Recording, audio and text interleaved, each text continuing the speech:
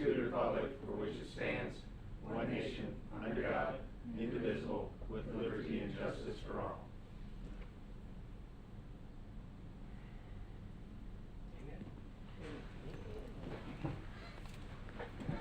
Roll call, please. John Junko. Here. Tom Jordan. Here. Newton White. Here. Lance Green. Here. Stan Schmidt. Here. Bo Bofamy. Maria Mills Benet. Consideration of minutes. Make a motion to accept the minutes. Do I hear a second? Second. Roll call. John Junko. Yes. Tom Jordan. Yes. Newton White. Yes. Lance Green. Yes. Stan Schmidt. Yes. Bo Bofamy. Okay, I Hey, believe Ms. Chuck. Cruz has something to tell us? John, Yeah. most everybody's mic is off. Okay. Yours is off. Is it, Everybody down the row is off that I can see. There's a little button right in the middle. There's a little. the push button? Yeah, there you go. All right, testing. I thought you were enjoying the fact that you could not hear me. Okay. Yeah, I think you should turn it back. All right, we have Ms. Cruz like to inform us what's up? Good evening, Planning Commission, Penelope Cruz, Planning. Due to unexpected scheduling conflicts with the applicant, the development team, the applicant for items 5 and 6 has requested that their future land use amendment application, case number 20-200000002, and their rezoning application, case number 20-600000003, be continued to a date certain of September 24th, 2020, next month's meeting. Okay, do we need to vote on that, or we're just good to go with that? Yes, you need to vote to continue voting. Okay. To that all date, right. to the date certain, because they're advertised items. Okay, let's have a roll call on the vote. I'll make that motion to accept, is that, we gotta make a motion? Yeah. Yeah. I'll make a motion to accept the continuance, And do we have a the second? time certain. Second. Okay, vote? John Junko. Yes. Tom Jordan. Yes. Newton White. Yes. Lance Green. Yes. Stan Schmidt. Yes. Bo Bofamy. Yes.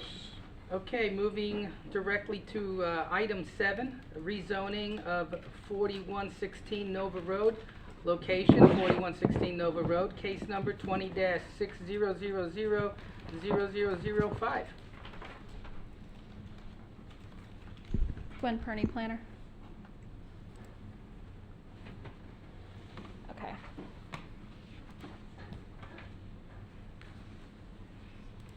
So this is a request for rezoning for approximately 9 acres at the 4116 Nova Road, also known as the Summit Golf driving range. And the total subject property area is shown in the dark blue here. It's approximately 13 acres. The proposed area for rezoning is the area shown in this turquoise color.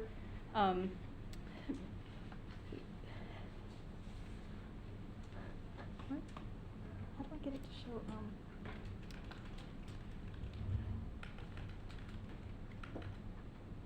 At any rate, after the staff report went out, it was brought to our attention. The actual rezoning area is actually a little less than 9.9 acres. So we're gonna revise that before it goes to council for accuracy on the actual acreage.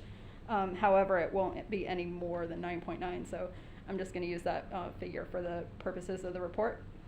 And the request for the rezoning is to amend the zoning for commercial industrial from the floodplain conservation to match the actual future land use on the property, which is light industrial, shown in this gray color here. A portion of the property will still remain conservation, and it'll still remain floodplain conservation zoning. But what is actually being rezoned is the area here in the gray, except for the little panhandle piece, which is zoned PCD, which is Plain Commercial Development, as part of the Go-Kart City shared access driveway with the Go-Kart City property. So on the right-hand side of the screen is just the area that's being rezoned, the commercial industrial. If the rezoning is approved, the applicant intends to market the subject property as a site suitable for light manufacturing, warehouse and distribution related uses, office, indoor and outdoor storage. Those are uses that are currently allowed in the CI zoning district. Back in 2012, the future land use amendment was approved to amend that future land use to the, what did I do? To the warehouse industrial future land use. So that happened back in 2012. At that time, the rezoning was not initiated by the property owner. They're just doing that now. So basically, again, it's this acreage right here in the light gray. The remaining conservation future land use area will remain floodplain conservation zoning. So staff is recommending approval of the rezoning of approximately 9.9 acres to commercial industrial. If you have any questions, I'm available. Lance, got questions? It's a little confusing, so why are they not changing all of it? Or is the part that's not being, the difference between the 9 acres and 13 acres, or is all conservation? Well, that's what I was showing back on this map here, the future land use. I can't The see CI zoning that. Okay, will just correspond to this gray area here. They don't want to change the conservation because that's all wetland. It's gonna remain the floodplain conservation zoning, so. okay, that's what I thought about to say, it's about mangroves, I don't think it's Right, usable ever. but- it'll be, it'll remain conservation. They'll have to put an easement over it, so. I got you, okay. That's all I have. Okay. Newton? Yep. All right, on page 6 of the staff report, it has Exhibit 1, and it lists 28 commercial uses, 4 with special development requirements, and 2 special exception uses. Uh-huh. So if we make this change tonight, any of those could in the future be asked for, and many of them would have to be granted because they would fall under without requiring a special requirement or exception. Is that correct? Right, the permitted uses are listed there, the 1 through 28. Those are just flat permitted uses. And then you have the, like you said, permitted uses with special development requirements, and then your special exception, which requires separate approval.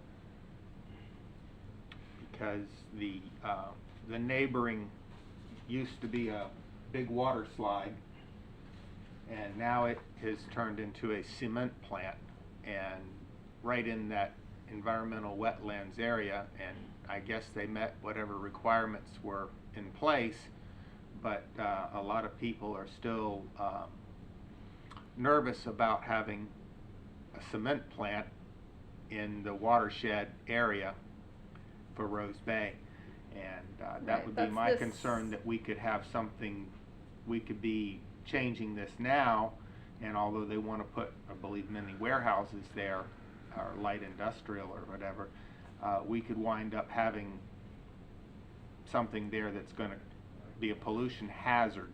Well, they would have to submit a site plan for approval if this rezoning went through.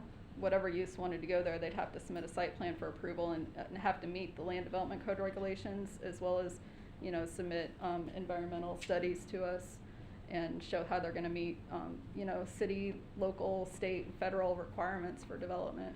That's the same way we wound up with a cement plant next door.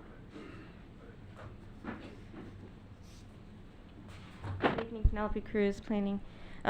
It's not a full-scale cement plant, it's a batch plant, which is a different scale, and it did meet all the requirements I for know. St. John's drainage. So if a property meets all the environmental requirements for treatment, those are the standards that are in place to prevent, those impacts. Yeah, I'm familiar with the standards, and I'm familiar with what has to be done when you're handling hazardous materials. I worked in that for some time. You have to have special drain catches and all kinds of things to make sure that nothing gets out into the open.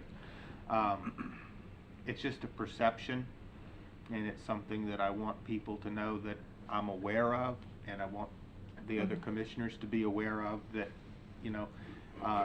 many warehouses could wind up being a truck depot and have diesel and oil and everything dripping all over the place. So that was my question, and that's what I wanted to ask. Thank you. You're welcome. And then just to add, It did get approved for the future land use of warehouse industrial, in 2012 by the city council. There is a provision in state law that we must provide them a consistent zoning to their future land use. This is one of the categories that is consistent to their future land use, and at that point, we then need to follow strictly all the environmental and land development code and other agency requirements to prevent any kind of issues like I that. understand. Thank you. You done? I'm done. All right, Stan? So kind of follow up on what you just said, Penny. Was this the developer that wanted this particular land use? Because you said we have to give them a land use that's consistent with the... The owner at the time, Right. requested that land use in 2012. Right. It went through the review process and was approved.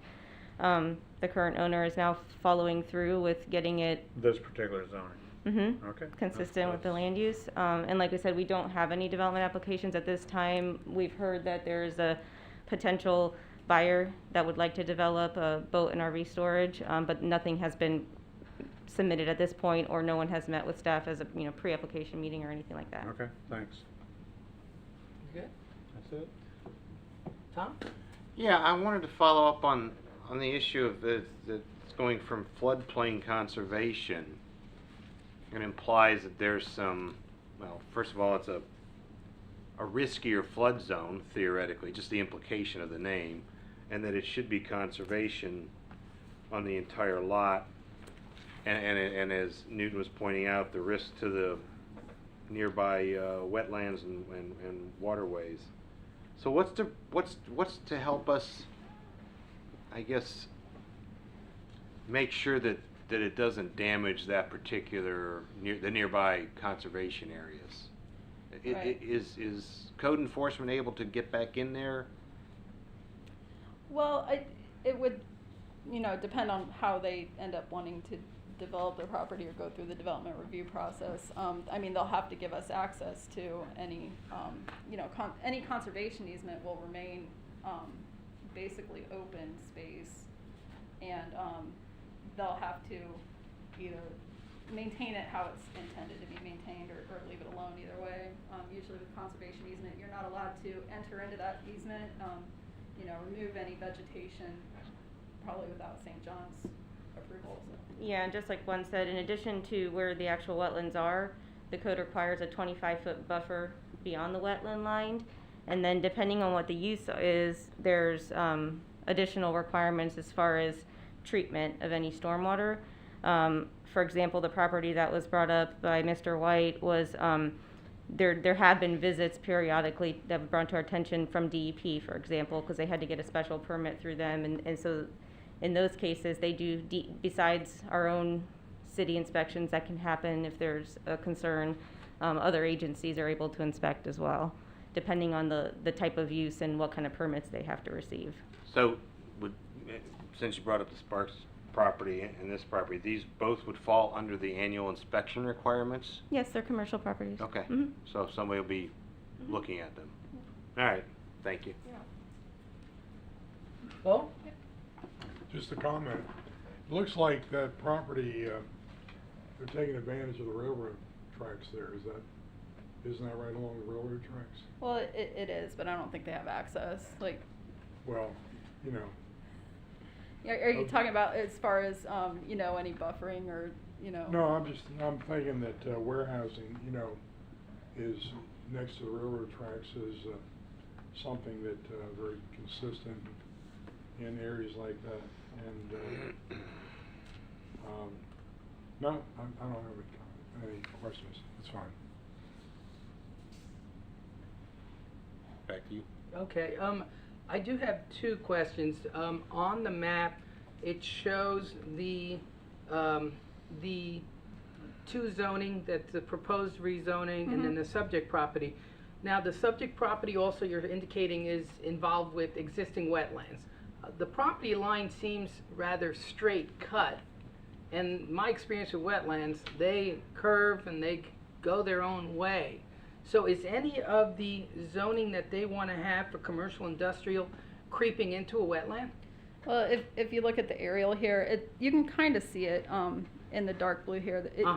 it really is kind of a straight line how they made that golf driving range. So the dark blue area here is what we were talking about with the conservation. And those are the only areas that have existing wetlands?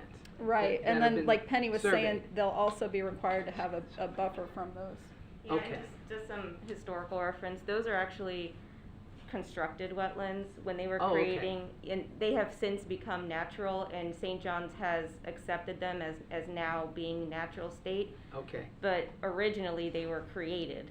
Oh, so they were man-made, so they were able to be Originally. taken form Yeah, in a that's very the history geographical that way. we received in the Okay. original Like a ditch. environmental report. But since then, they have been accepted by St. John's as natural Okay. wetlands. They've conformed to the environment.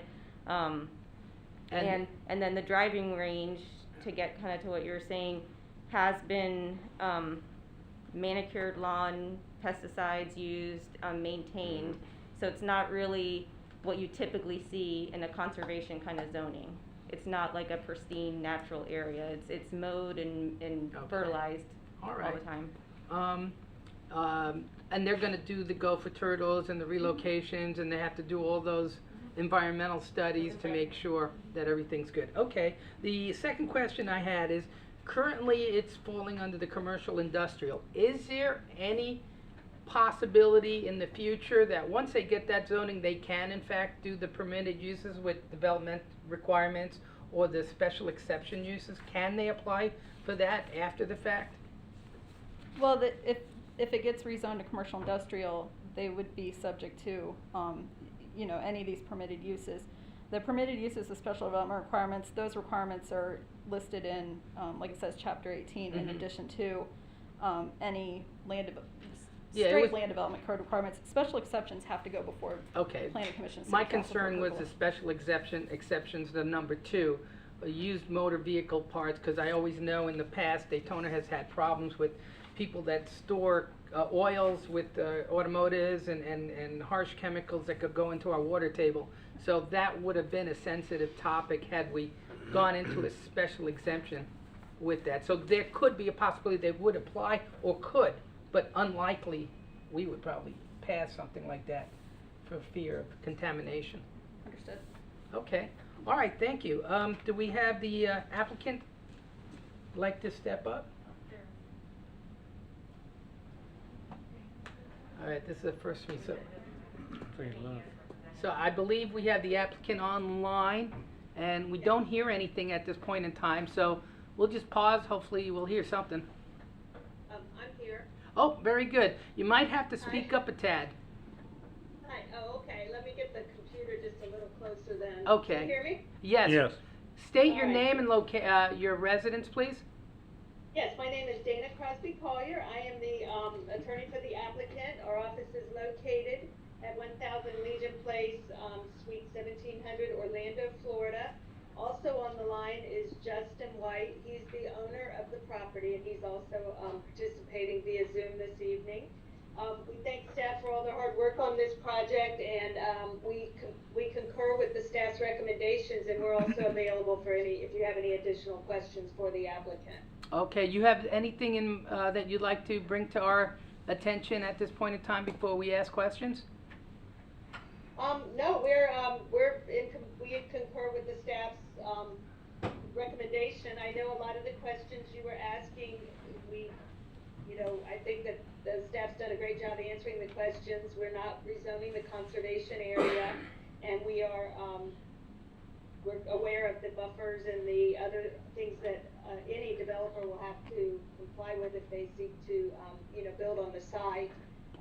We will submit an updated survey. There is that little panhandle piece that staff mentioned with regard to having a planned commercial development zoning designation. It serves the neighboring go-kart facility, and that piece will not be subject to the rezoning either. And we will submit an updated survey with just the area that's subject to this zoning. It's just under 10 acres, somewhere between 9.5 and 9.9 acres.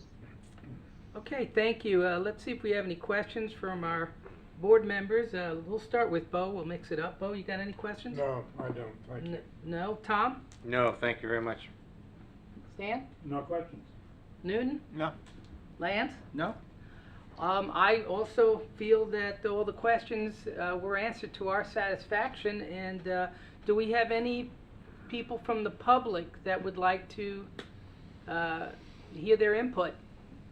And again, I don't know if that's online or anyone here. Is there anybody recognized on the agenda? We were not notified that anybody wanted to participate online. Okay, okay. And correct me in the event that I may prematurely move along and there is someone on the agenda that I'm unaware of, let me know, interrupt me, and I'll let them speak. Okay, no, I think this has been pretty clear cut, very straightforward. So at this point in time, I'm gonna like to hear recommendation for approval. Move to approve case number 20600000005. Do I hear a second? Second. Okay, can we get a vote? Roll call? Vice Chair John Junko, Yes. Tom Jordan. Yes. Newton White, Yes. Lance Green, Yes. Stan Schmidt. Yes. Bo Bofamy. Yes. Okay, it's unanimously passed. Thank you very much. Moving along to the next Thank you. case number, LDC Amendment, Chapter 16, case number 20-25000002. And Gwen? Gwen Kearney, planner. The proposed amendment is a staff-initiated amendment to the Land Development Code regarding the storage of inoperable, unlicensed recreational vehicles and equipment on residential properties. Currently, the code only addresses motor vehicles like trucks and cars and doesn't specifically address boats and RVs and recreational vehicles of that nature. So staff is proposing to amend the Land Development Code so that code enforcement has the ability to specifically cite a homeowner for storage of unlicensed and inoperable recreational vehicles on their property. Basically, code enforcement over the years has gotten complaints regarding storage of basically junk cars or boats and RVs and jet skis. So, and then in the report you can see that basically the concerns are they're contributing to blight to the neighborhood. They might become home for pests and rodents. They could be a fire hazard if they have flammable substances. So the city attorney's office has worked to create an amendment to the Land Development Code to add the language in Chapter 16 for the unlicensed and unregistered recreational vehicles and boats. And then there's also some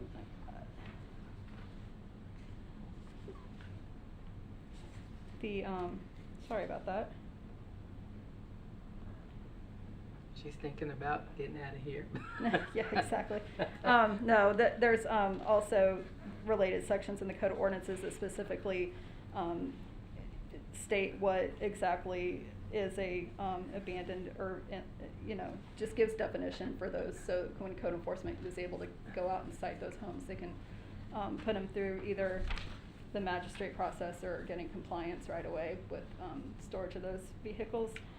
So staff is recommending approval of the Land Development Code amendment to Chapter 16 related to residential outside storage of inoperable, disabled, abandoned, and unregistered, unlicensed recreational vehicles and equipment.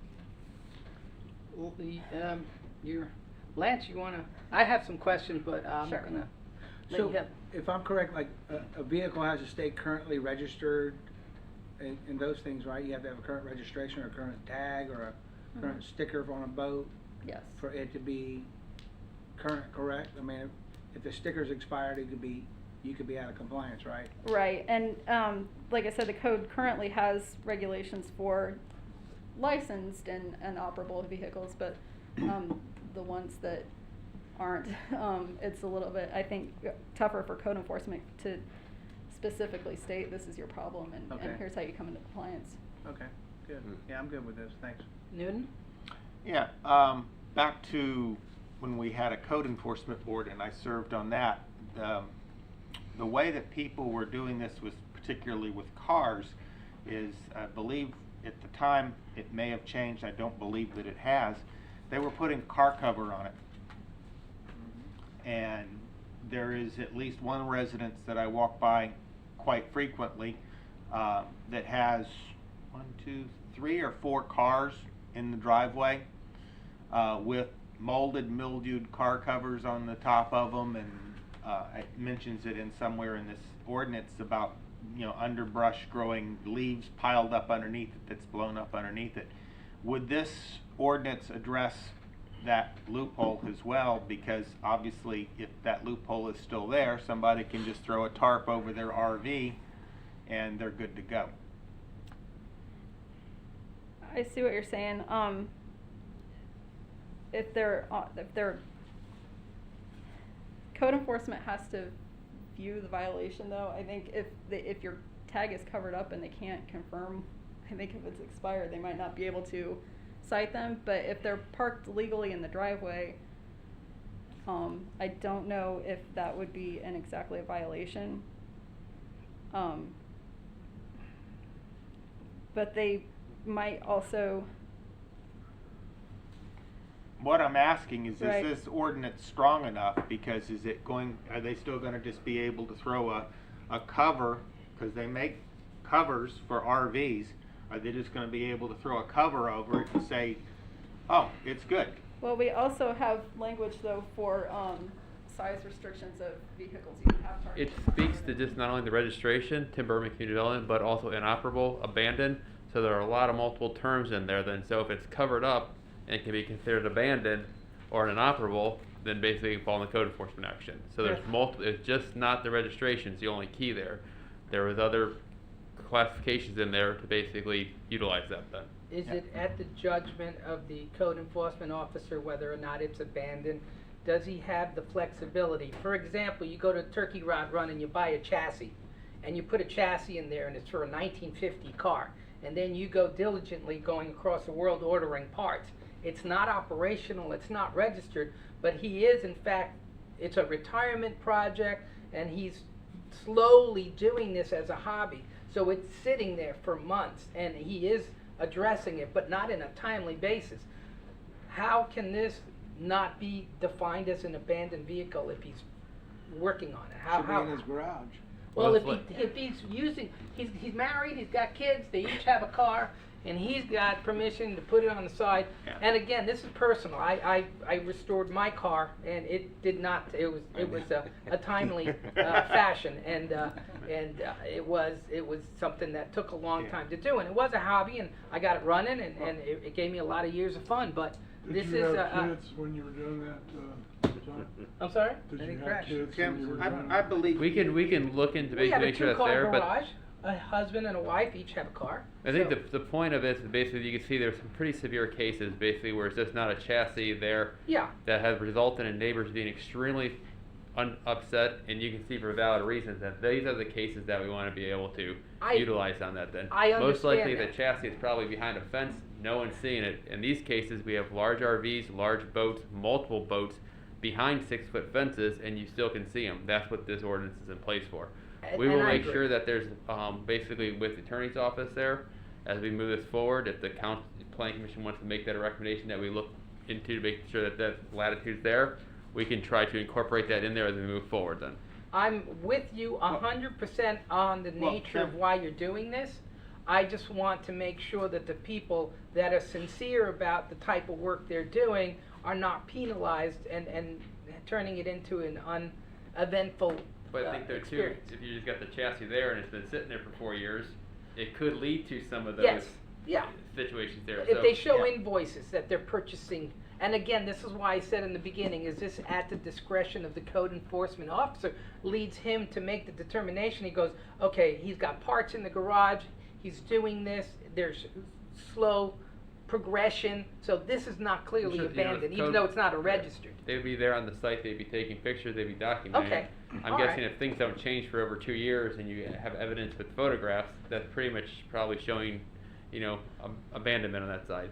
But if we can definitely look at this as we move forward to council, basically to put that in there to ensure that that's, you know, replicated, then But again, you know, the main point is those obvious situations like you saw in the photograph. Yeah, That's where we want the strong language, and that's And why we again, put the multiple very valid. ways to do it. Not only the registration, but also basically, you know, the abandoned, and then, you know, stay in the same location for multiple years, inoperable. I have Some no of these we issue. have pictured, they don't have any engine in there, so it's pretty obviously that it's not gonna be operable. Can I ask you a question? If I've got a garage and the garage is enclosed, and I've got a vehicle in there that I'm working on, is that a violation? Am I out of compliance? I No, can't see inside your garage. fine. We hope So that you as put long it as in. it's concealed, is what you're saying? Yeah, in It's- the garage is Yeah, good to go. Yeah. Garage, Okay. backyard, you're good. Yeah. All right, okay. I think it's more of an eyesore, a public Yeah. eyesore. Yeah, well, that makes Tim, sense. The one particular house I'm talking about, I think we both know, do you know the one I'm Oh, speaking? yeah, I know where it Okay. is. Would this ordinance affect that? Would this ordinance stop that behavior? I have to go back and look into that. for recreational vehicles, Yeah. boats, not cars. Yeah, this one just does not speak to the Because cars. I think if we're gonna do this, we need to do that So too. that could be, you know, something that we follow up with another ordinance then on. Well, technically, Newton, you have the floor because Lance was done. I'm good. Good gun? That's, Stan? What would happen if you had a trailer and you've got some trailered equipment, maybe a backhoe, maybe lawn equipment, whatever, and so the trailer's got registration on it, but let's just say dad died, mom still got this thing parked in her backyard, doesn't know what to do with it or hasn't done anything with it yet, this doesn't seem to address something like that, because the equipment itself doesn't have to be licensed. The only thing would be the trailer, but it's sitting there because she doesn't know what to do with it or doesn't want to deal with it. I think you know, it's a license. I mean, I think, you know, there's screening requirements for if it's this equipment, then there's other screening requirements that are in the code too. This is just speaking to this type of vehicle then.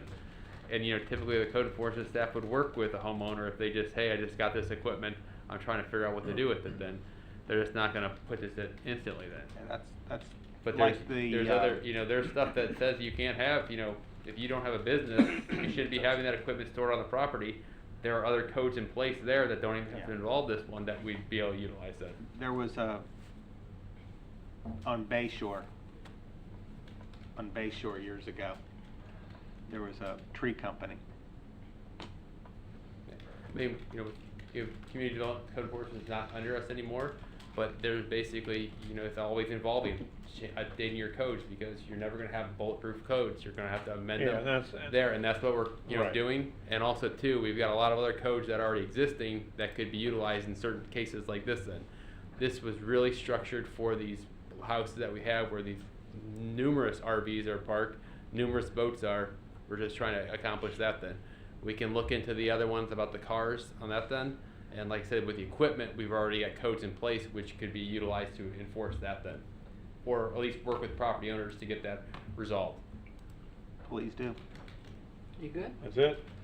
Tom? Yeah, that was my whole concern when I was reading through this. I kept coming up with, you know, half a dozen different examples of other stuff that we would have to deal with, but it kept coming back to the fact that this is trying to address this one particular issue of RVs, jet skis, just anything else other than autos, other than cars. So, and this may require additional work later, but we're trying to solve a problem here, and this takes care of it. You good? Yeah. Bo? I think it needs work. To clarify and make sure, you know, to include concealment. I don't see a problem with people having vehicles or equipment in their garage as long as it's not visible to the public, so that's my it only says comment. outside. It says from outside. Yeah. That's my only comment, thank you. Okay. And as I said earlier, I was just concerned for the actual honest guys. Now, again, if you have an RV, you start getting older, you can't use the RV frequently, it is covered up. They used to take it out with the grandkids during the summers when there's school out. So the RV's parked there, it's registered, it's kept updated, but it's covered with the tarp and it's not being used. Is that by definition abandoned? As long as it's registered and licensed and it runs, if you can put a Okay. key in and start it up, then, Okay. and it also has to meet the size requirements. I think there's only a certain size that you can store on your property period. All right. And then Otherwise, it has to be behind a fence. The motive of this application is very, I mean, it makes perfect sense. And I think probably, as we said, we got some gray areas here because it's being applied and reviewed. I just want to make sure that code enforcement uses their judgment on sincere projects that our residents are doing that may not be. I've never met a guy that has had a retirement project that went very quickly, and I've just witnessed a person that's been working on a car and it's literally been 2 years and he still hasn't gotten it running. These are the examples that I'm trying to make sure don't hurt the residents. This doesn't cover the cars, though. Well, he covers That's it. already covered. It is covered, but, all right. Is Can I there comment on anyone that? in the public Can I that? comment on that note, John? I'm sorry? Can I comment on that note? A Comment? Yeah.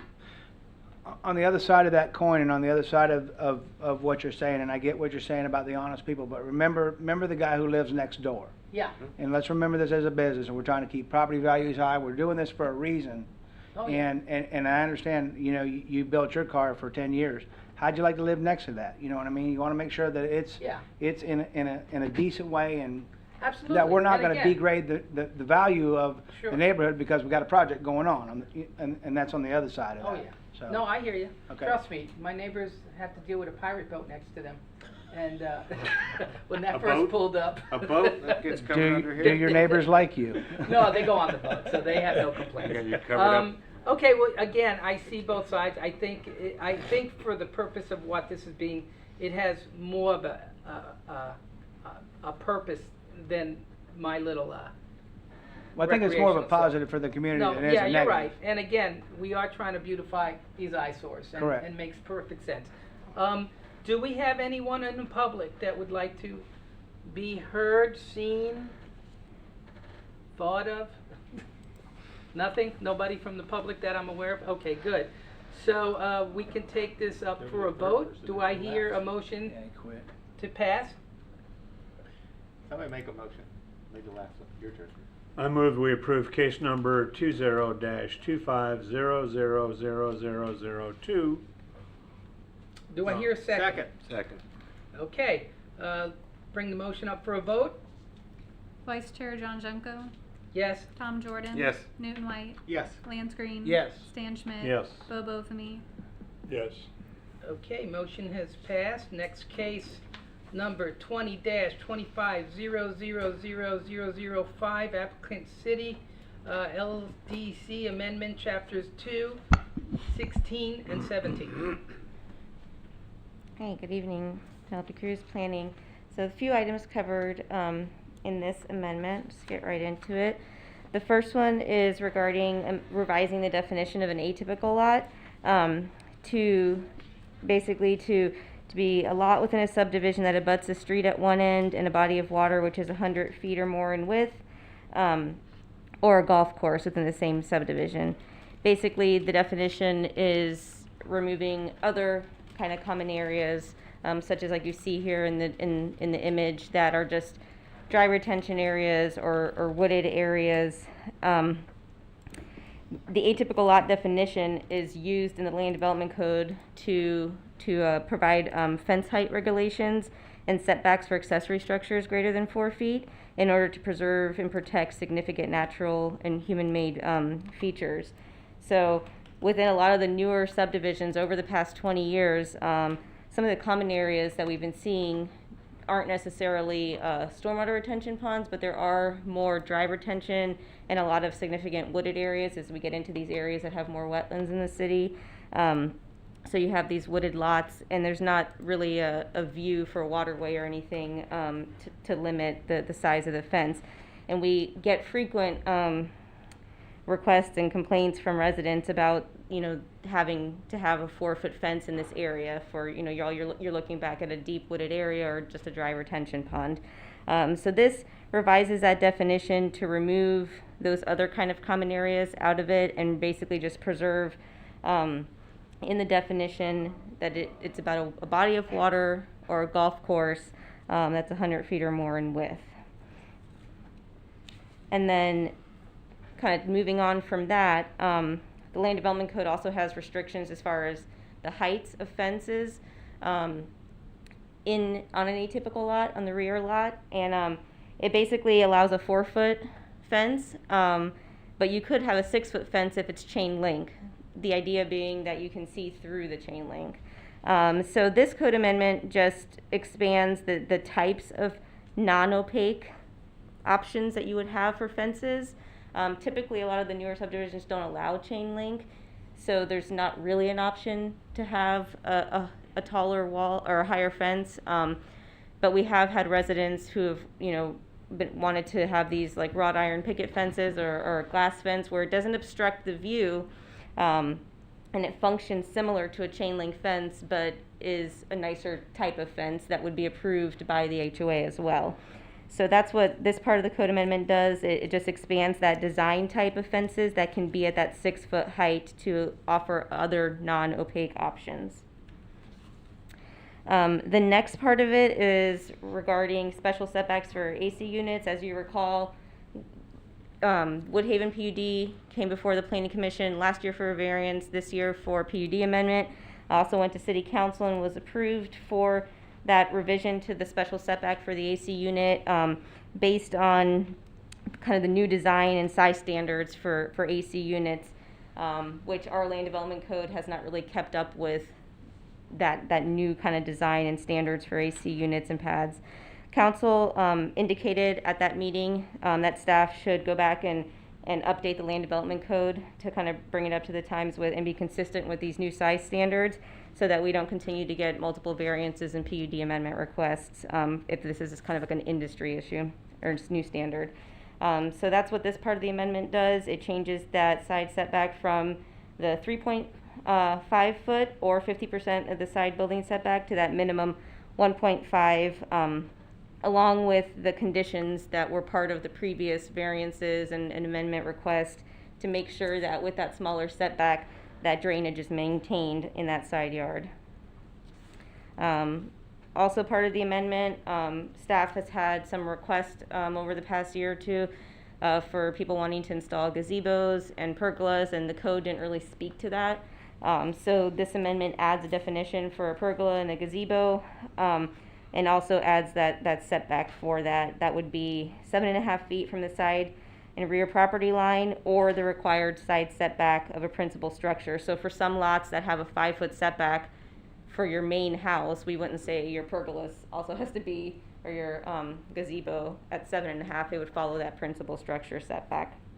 Lastly, just to kind of, we can't predict what's going to come in the future, right? So to kind of catch some things that we might not have time to address in a code amendment, right now, the land development code basically says if it doesn't speak to the accessory structure, you can't have it.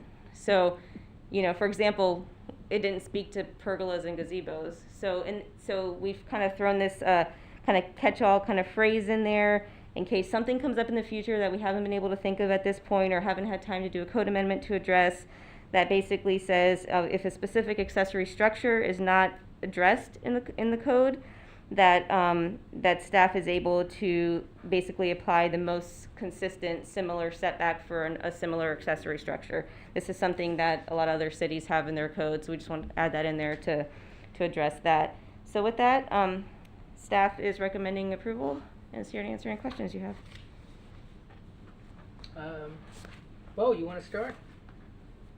No, I think it makes sense. I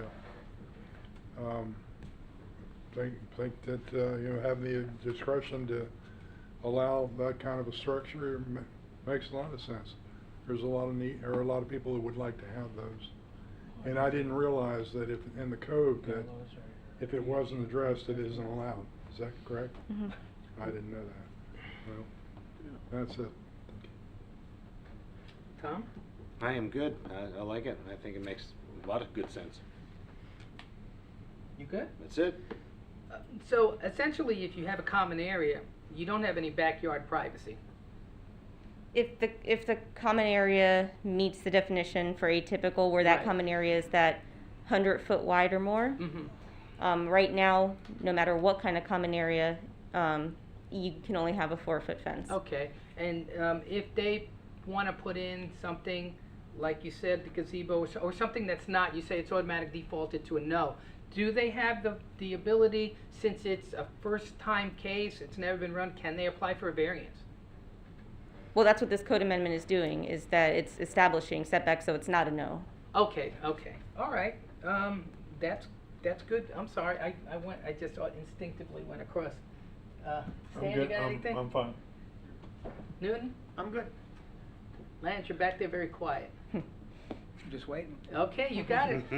So, the one I'm confused about is the golf course. Okay. So how does this apply to somebody who lives on, first of all, does a HOA requirement take precedence over, what is it? This is in the land development code. Yeah, the HOA requirements can be more restrictive. and so if it's already in a PUD and you have HOA, so their rules are gonna, cause maybe one golf course in Port Orange, one, I mean, maybe two, but, I'm just curious how that would apply to a golf course. Yeah, so nothing changes with regard to the golf courses. So the golf courses are still part of the atypical lot. So if your lot backs to a golf course, and that area is 100 foot wide or more, then it's still an atypical lot, and your fence can only be 4 foot high. And you can't obstruct your neighbor's view, Correct. et cetera, right? Correct. Gotcha. Yeah. Okay. Can I ask another question? What does the code say regarding sheds? You know, the Husky sheds that, you know, they're pretty nice looking and, So there's setbacks based on size for but sheds. they're not prohibited, right? This is, So are you talking about on an atypical lot or in general? I'm talking about in general. So you would have to get a building permit for any kind of shed, and the setback would be based on the square footage. Okay, there's no restriction on that as long as it's permitted. Yeah, as long as you get a permit, you know, and it meets the installation. Also, in certain HOAs, you'd need to, you know, some Yeah. HOAs require approval. Understood, thank you. Okay. We good, guys? Yeah. Do we have anyone on the agenda that wants to speak in public? No? Okay, so let's put this up for a vote. Do I hear a motion? Make a motion to approve case number 20-25000005. Do I hear a second? Second. All right, we have a motion first and a second. Roll call, please. Vice Chair John Junko. Yes. Tom Jordan. Yes. Newton White. Yes. Lance Green. Yes. Stan Schmidt. Yes. Bo Bokamy. Yes. Okay, motion passes. Next, number item 10, commissioner comments. We'll start with Lance. I'm good. Whoa. Okay. Newton? I'm good this evening too. All right. Stan? Nothing. I'm good. Lance? Tom? That's insulting. Wow. I know. I just instinctively Wow, said on Tom. air. No, I'm good, Well- thank you. Thanks to the staff. Thank you. Any question in regards, has the boil water alert been removed yet? So it has, so we're good on that. Is there any, I heard somewhere with the city that it's gonna be, that work on Nova and Clyde Morris is gonna be effective till next month? The road work on the lane closure on Spruce Creek Road? Spruce Creek and Nova? Yeah. Spruce Creek and Nova, yes. Yeah. That's a Volusia County roadway project Oh, then, okay. so we'd have to keep updates with what we receive from them. Okay, But yeah, it has exceeded the initial time frame. yeah, now, No. Yeah. on, Tell you what, on that's that like a main job. water break we had, was that the second incident that had happened in that same area? We had a previous one in that general area. I'd have to defer to Public Works there, you know, for more details, but it was in the same general area. Is it odd that it's happening in the same area? Cause I saw one of the residents were flooded out twice. I'm not an engineer, so I can't, you know, You speak don't to that know. then. That'd Okay. be more of a So much Public for Works that, item. okay. All right, do we have staff comments? Okay, any public comments? We have any public comments, okay, so let's, vote for adjournment. Make a motion to adjourn? Second. Second? All in favor? Aye. Aye. Meeting adjourned.